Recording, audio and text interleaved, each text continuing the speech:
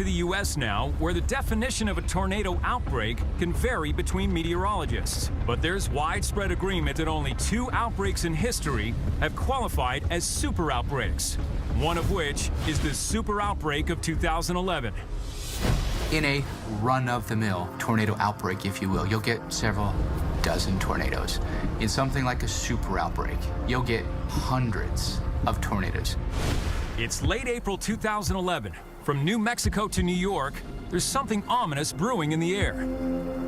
We had been looking at this a week out, and each and every day leading up to it, you got more and more nervous. I know it's coming, and it's not going to be good. And on April 25th, the nightmare scenario becomes a shocking reality.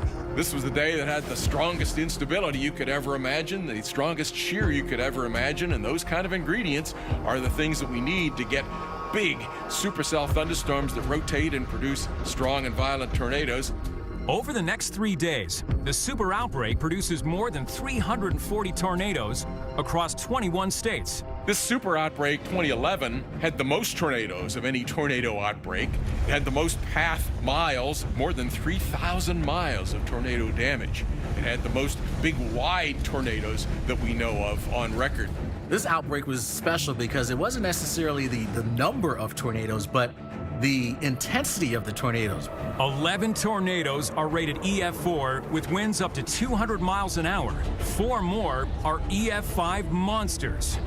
Over our history, we've had a lot of tornadoes, but the number of EF5 tornadoes is just a few dozen. So to have 4 in just one day is statistically crazy. Though EF5s account for less than 1% of all tornadoes, it's estimated that they're responsible for nearly a third of all tornado-related deaths. Damage to property can be catastrophic.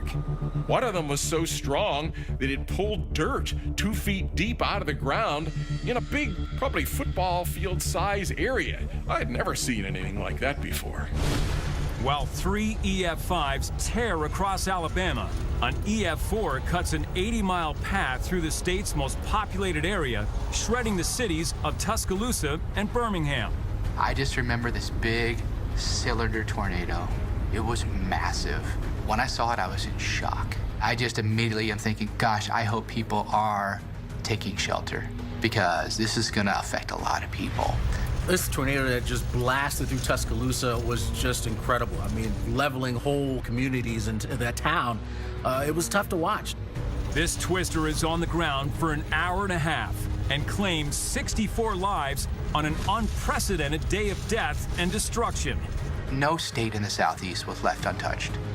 Tennessee had a record 72 tornadoes that day. Alabama had 62, and there was an EF5 tornado in Mississippi as well. In many respects, this was a record setter in terms of tornado characteristics. The final death toll is 317, making it the second deadliest tornado outbreak in U.S. history. $11 billion worth of damage makes it America's costliest outbreak of all time. Finally, to an outbreak that became the yardstick for future events. The 1974 super outbreak.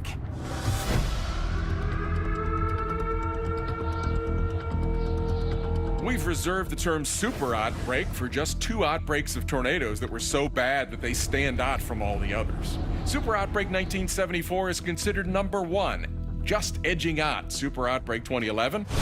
Between 1 p.m. on April 3rd, 1974, and 7 a.m. the following day, the eastern U.S. is blasted by 147 tornadoes, including some of the most powerful twisters on Earth. Nothing like it had ever been seen before.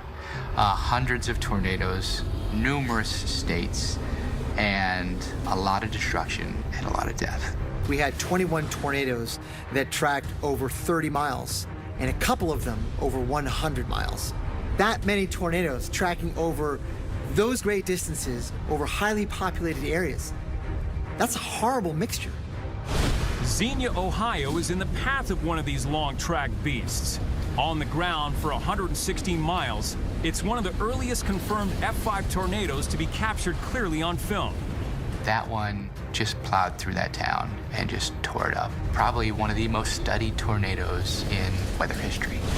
The tornado kills 36 people, making it the deadliest of the outbreak. Touring the city a week later, President Richard Nixon declares it the worst disaster he's ever seen. 5 more F5s spin up. One of them destroys Brandenburg, Kentucky. It's the most intense tornado in recorded state history. In total, the super outbreak kills 310 and injures more than 6,000 across 13 states. While it's not the deadliest or costliest in history and has fewer tornadoes than the 2011 super outbreak, it still comes out on top for good reason. In 1974, we had the most top-rated tornadoes, 6 rated F5 on the Fujita scale. It had the most that were rated F2 and higher, the most rated F4 and higher. It had the most killer tornadoes. It produced the most injuries of any tornado outbreak.